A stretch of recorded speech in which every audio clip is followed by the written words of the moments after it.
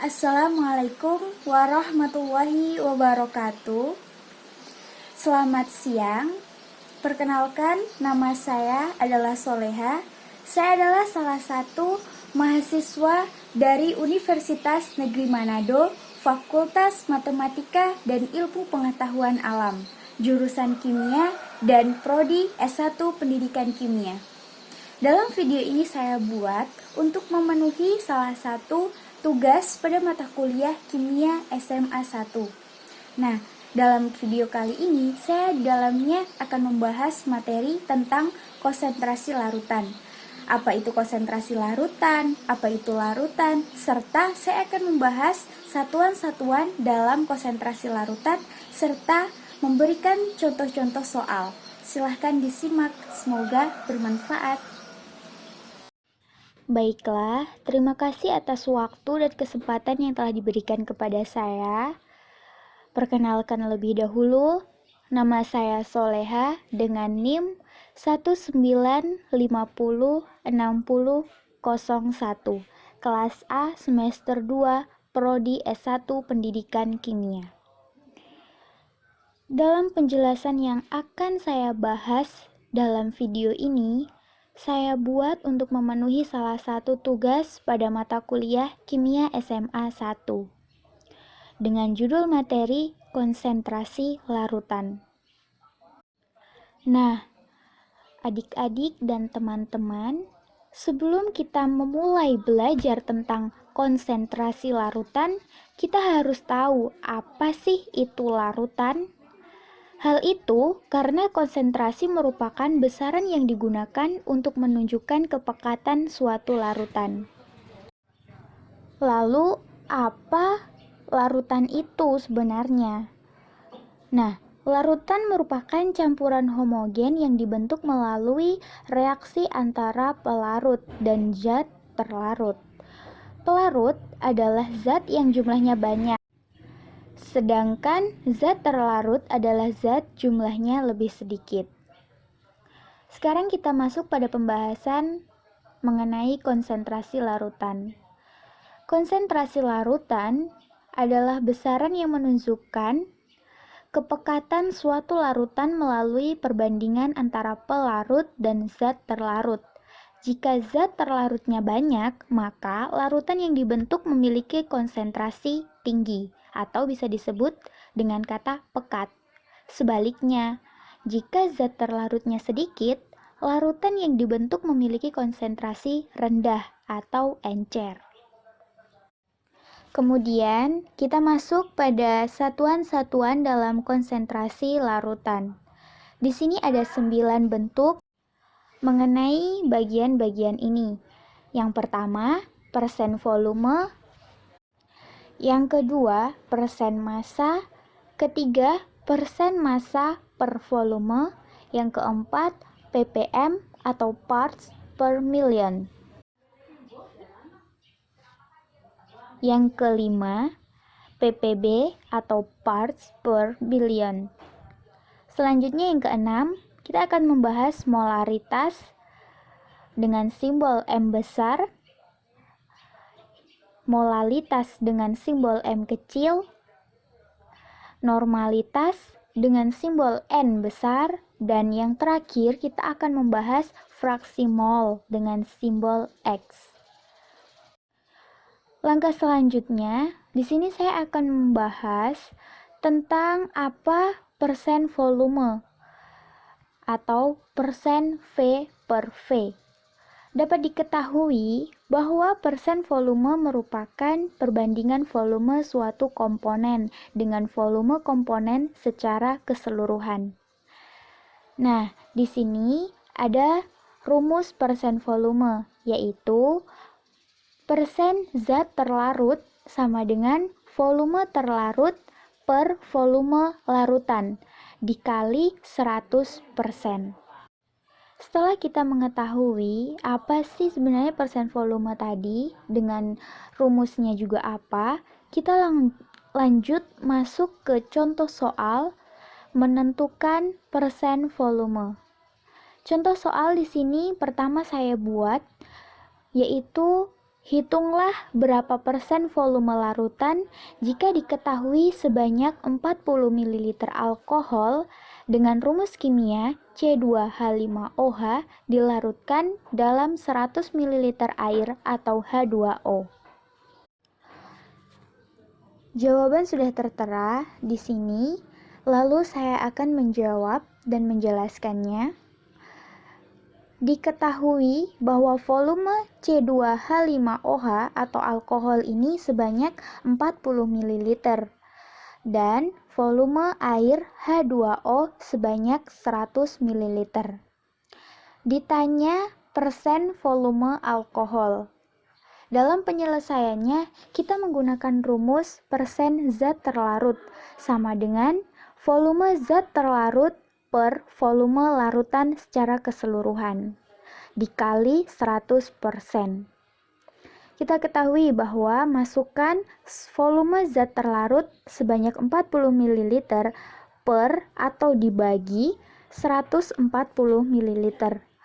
Nah, teman-teman, di sini 140 ml ini kita dapatkan dari penjumlahan volume secara keseluruhan, yaitu antara volume alkohol dan juga volume air kita jumlahkan atau kita tambahkan.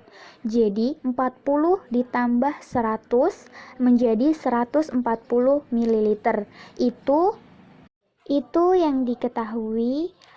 Jadi volume larutannya berjumlah 140 ml.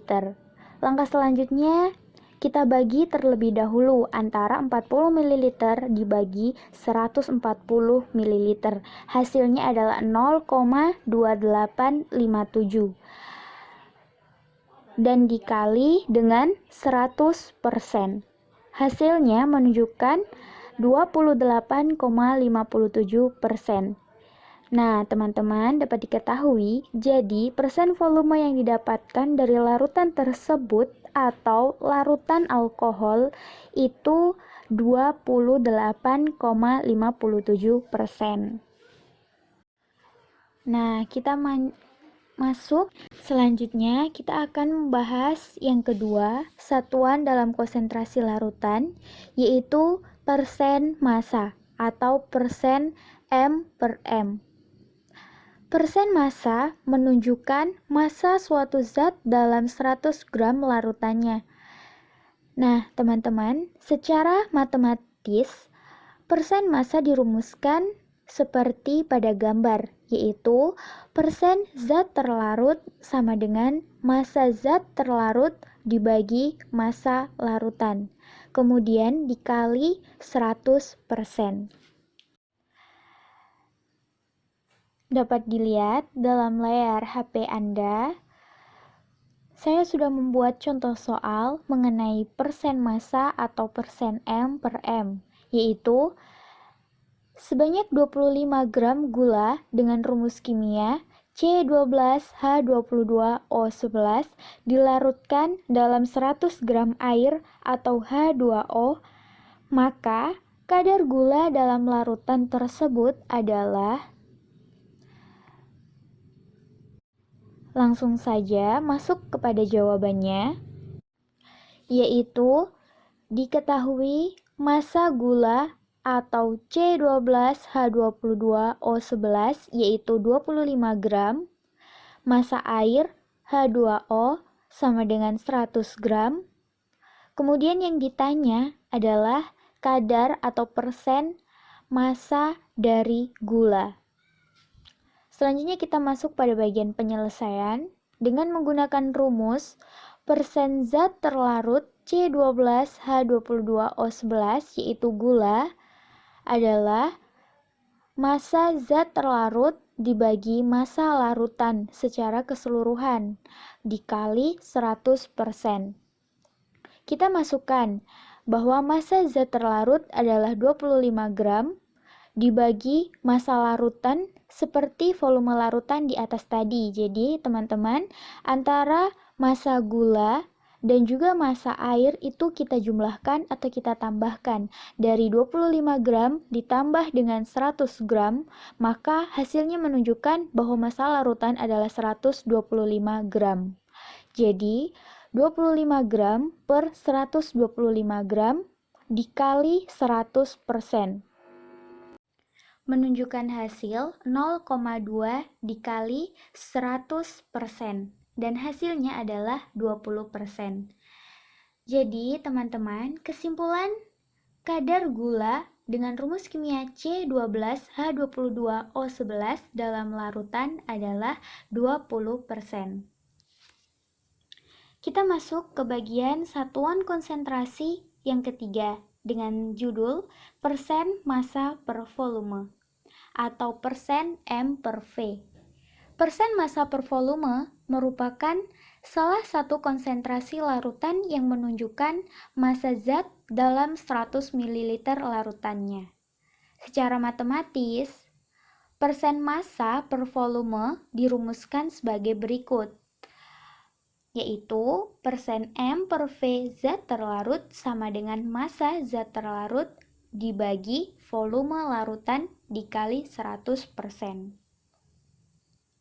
Dalam contoh yang sudah tertera, kita bisa lihat bersama bentuk soalnya seperti diketahui sebanyak 30 gram NaCl atau garam dilarutkan dalam 100 ml larutan air H2O, maka berapa persen massa per volume zat terlarut? Nah, di sini mari kita simak sama-sama bahasan mengenai jawaban dari soal persen massa per volume.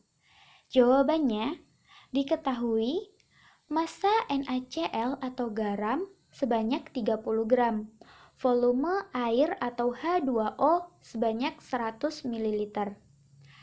Yang menjadi soal pertanyaan yaitu persen massa per volume atau persen M per V. Dalam penyelesaiannya, persen M per V zat terlarut sama dengan massa zat terlarut dibagi volume larutan dikali 100%. Kita masukkan bahwa massa zat terlarut adalah 30 gram dan volume larutan sebanyak 100 ml dikali 100%. Hasil dari pembagian 30 gram per 100 ml yaitu 0,3 dikali 100%. Hasilnya menunjukkan nilai 30%. Jadi, teman-teman bisa dilihat bahwa persen massa per volume dari zat terlarut yaitu 30%. Kemudian kita masuk ke yang keempat, yaitu ppm atau parts per million dan ppb atau parts per billion. Kita ketahui bersama bahwa ppm atau parts per million adalah bagian per sejuta, serta ppb parts per billion itu bagian per semiliar.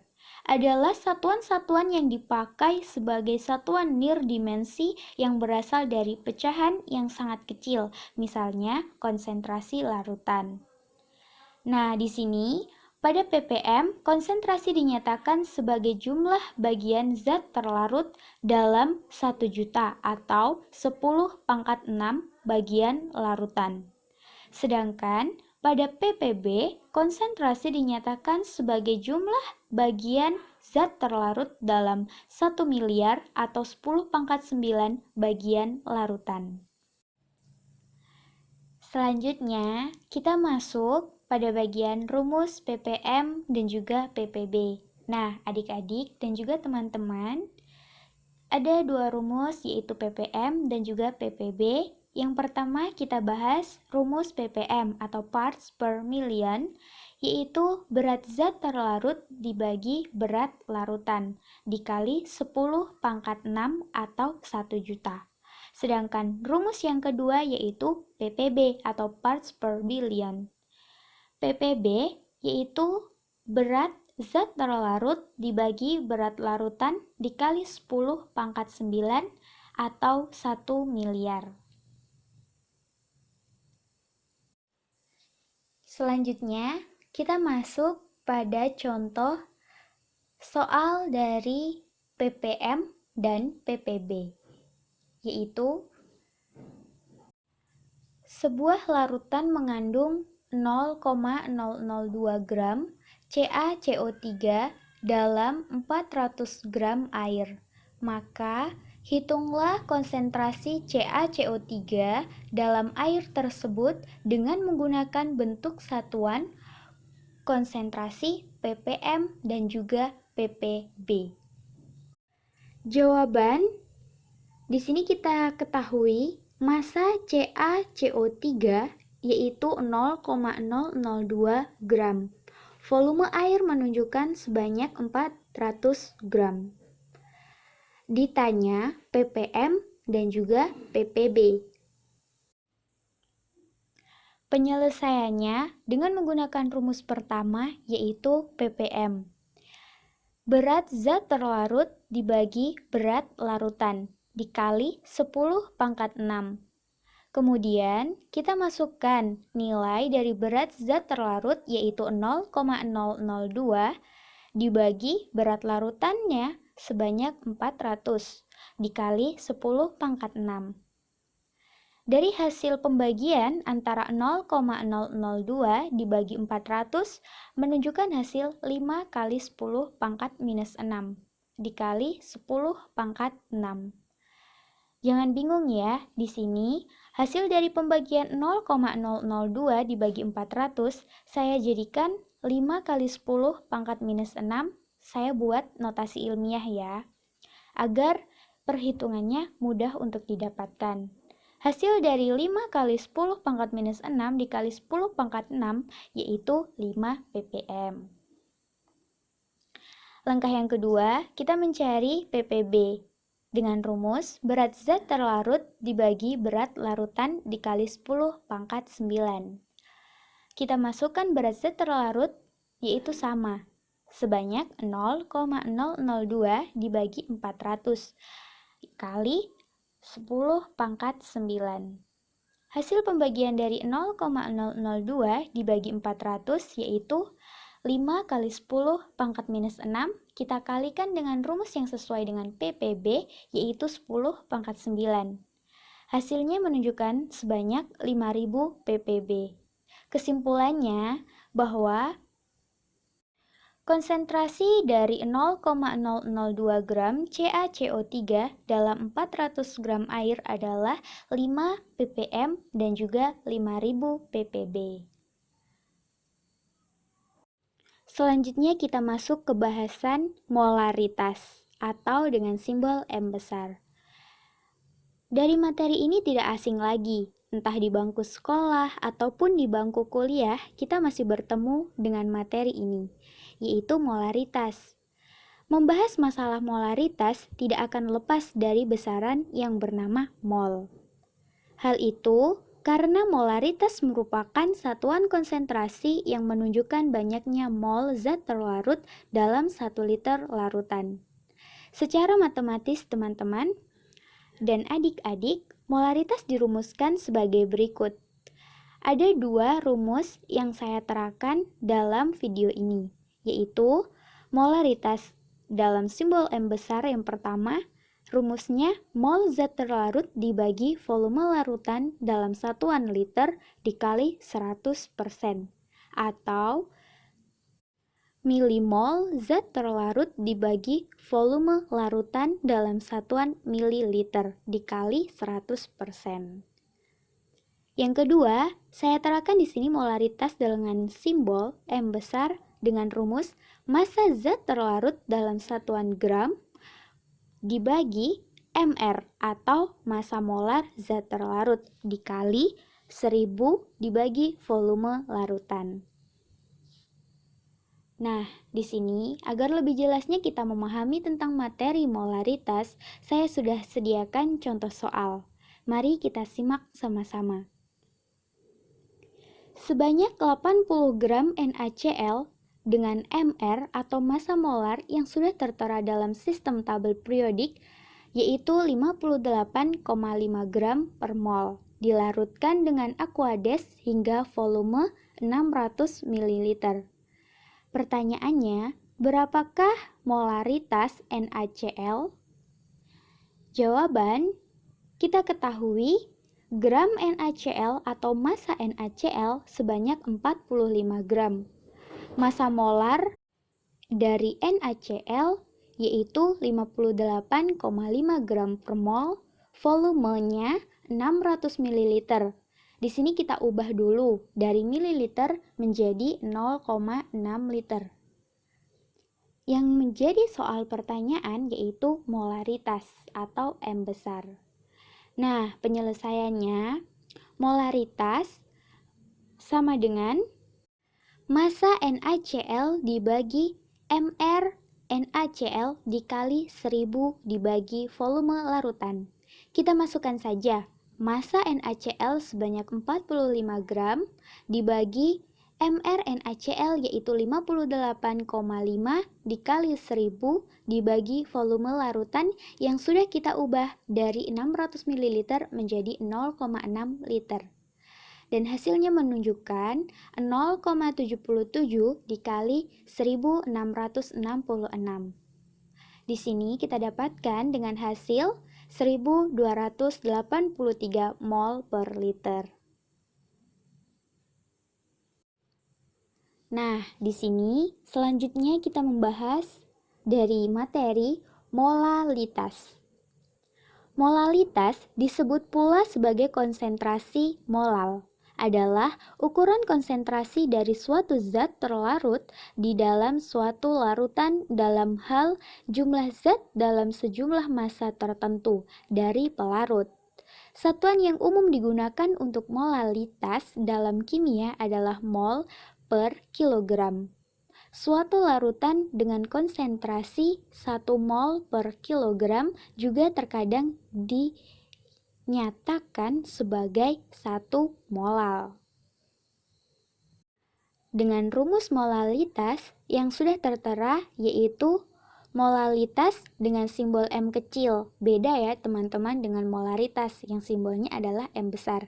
Menunjukkan rumus N per P atau N dibagi dengan P.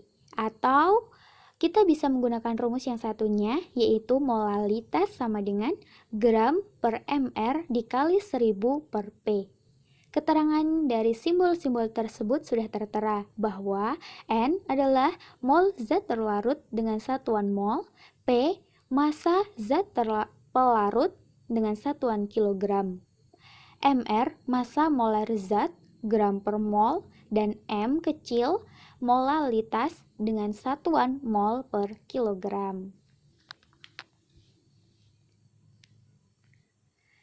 Lanjut saja, kita bahas mengenai contoh soal dari molalitas, yaitu diketahui bahwa terdapat 60 gram NaOH yang dilarutkan dalam 2 kg air H2O dalam mRNaOH sistem tabel periodik 40 gram per mol. Berapa molalitas dari NaOH? Jawabannya, massa NaOH diketahui 60 gram, mRNaOH atau massa molar 40 gram per mol, dan massa zat pelarut yaitu NaOH itu adalah 2 kg sama dengan yang kita ubah menjadi 2000 gram. Yang ditanya adalah molalitas. Penyelesaiannya kita menggunakan rumus molalitas yaitu gram per mR dikali 1000 per P. Gramnya sebanyak 60, mR-nya sebanyak 40 dikali 1000 dibagi dengan 2000 nilai dari P. Nah, di sini didapatkan hasil perkaliannya 6000, 60 kali 1000 dibagi 40 kali 2000 hasilnya 80.000. Dari hasil 6000 dibagi 80.000 adalah 0,075 molal. Nah, pembahasan selanjutnya tidak jauh dari materinya mengenai normalitas dengan simbol N besar. Normalitas adalah ukuran yang menunjukkan konsentrasi pada berat setara dalam gram per liter larutan. Berat ekivalen itu sendiri adalah ukuran kapasitas reaktif molekul yang dilarutkan dalam larutan. Normalitas juga disebut satuan konsentrasi larutan ekivalen. Komponen asam umumnya jumlah ion H+ yang ada dalam larutan asam, sedangkan komponen basa adalah ion yang larut dalam OH- dalam larutan basa. Rumus dari normalitas yang kita ketahui yaitu N sama dengan N per V, atau N normalitas sama dengan massa zat dikali ekivalen. E itu menunjukkan setara dengan zat terlarut dalam suatu larutan atau padanan dari larutan, dibagi MR massa molar dikali dengan volume. Dengan keterangan yang sudah tertera bahwa N itu menunjukkan mol zat terlarut, E setara dengan zat terlarut dalam suatu larutan atau padanan dari suatu larutan, dengan V menunjukkan volume larutan dan MR adalah massa molar. Agar lebih mudah untuk dipahami, coba kita simak bersama contoh soal dari normalitas. Hitunglah berapa normalitas yang terdapat dalam asam sulfat. Jika diketahui sebanyak 25 gram H2SO4 yang dilarutkan dalam 500 liter larutan, dengan massa molar adalah 98 gram per mol. Jawabannya, diketahui massa asam sulfat sebanyak 35 gram. MR massa molar 98 gram per mol dan volume larutan 500 liter. Ditanya adalah normalitas. Nah, dalam penyelesaiannya kita harus terlebih dahulu mengetahui reaksi kimia dari asam sulfat atau H2SO4. Di mana hal ini dilakukan agar kita mengetahui nilai dari jumlah ion H+ yang ada dalam larutan asam sulfat ini. Di sini saya sudah membuat reaksi kimianya, yaitu H2SO4 menjadi 2H+ ditambah SO4 2-. Kita langsung saja masuk ke rumus. Normalitas sama dengan massa zat dikali ekivalen E dibagi MR massa molar dikali dengan volume larutan. Dengan nilai kita masukkan massa zat sebanyak 25, yang kita dapatkan nilai E itu adalah 2 ion yang terdapat dalam ion H+. Dibagi dengan 98 dikali 500. Nah, jawabannya menunjukkan bahwa 25 dikali 2 dibagi 98 kali 500 adalah 0,25 dikali 0,004. Hasilnya adalah 0,001 normalitas atau N. Nah, teman-teman dan adik-adik, sekarang kita masuk di ujung atau di akhir dari materi. Kita bahas mengenai satuan dalam konsentrasi larutan dengan judul fraksi mol dengan simbol X besar. Fraksi mol adalah ukuran konsentrasi larutan yang menyatakan perbandingan jumlah mol sebagian zat terhadap jumlah mol total komponen larutan. Konsentrasi larutan sangat perlu dihitung secara tepat dengan cara menentukan massa zat terlarut dan pelarut. Rumus dari fraksi mol yaitu XT sama dengan NP dibagi NP tambah NT. Dengan keterangan XT itu adalah fraksi mol dan NT mol zat terlarut, sedangkan NP adalah mol zat pelarut. Dari pembahasan fraksi mol di atas, kita masuk saja ke contoh soal dari fraksi mol, yaitu sebuah larutan terdiri dari 3 mol zat A, 4 mol zat B, dan 6 mol zat C. Maka, Berapakah fraksi mol dari tiap-tiap zat tersebut? Kita jawab, kita bahas sama-sama. Diketahui mol zat A adalah 3, mol zat B adalah 4, dan mol zat C adalah 6. Yang menjadi soal pertanyaannya fraksi mol. Penyelesaiannya kita menggunakan rumus dengan mengganti simbolnya menjadi fraksi mol A atau XA sama dengan Na dibagi Na tambah Nb tambah Nc secara keseluruhan nilai dari tiap-tiap mol zat, yaitu Na 3 dibagi 3 tambah 4 tambah 6 atau 3 dibagi 13 dengan hasil 0,2. Selanjutnya yaitu Xb. Yang kedua, mol zat B sama dengan Nb dibagi Nb tambah Nc tambah Na. Dengan nilai Nb adalah 4 dibagi 4 tambah 6 tambah 3, nilai keseluruhan 4 dibagi 13, dan hasilnya adalah 0,3. Dan yang berikutnya adalah Xc. Xc sama dengan Nc dibagi Nc tambah Na tambah Nb. Dengan nilai Nc adalah 6 dibagi 6 tambah 3 tambah 4 yang merupakan nilai keseluruhan dari mol zat A, mol zat B, dan mol zat C. Jadi 6 dibagi 13 menunjukkan hasil 0,5. Jadi di sini dapat diketahui bahwa total dari fraksi mol A, B, dan C dijumlahkan dengan hasil 0,2 tambah 0,3 tambah 0,5 adalah 1. Nah, itulah tadi penjelasan sekaligus pembahasan mengenai materi konsentrasi larutan beserta satuan-satuannya sampai di materi fraksi mol. Jikalaupun ada kesalahan dari tutur kata, saya mohon maaf. Sekian dan terima kasih. Semoga hasilnya bisa bermanfaat dan bisa menjadikan tambahan ilmu pengetahuan yang kita miliki.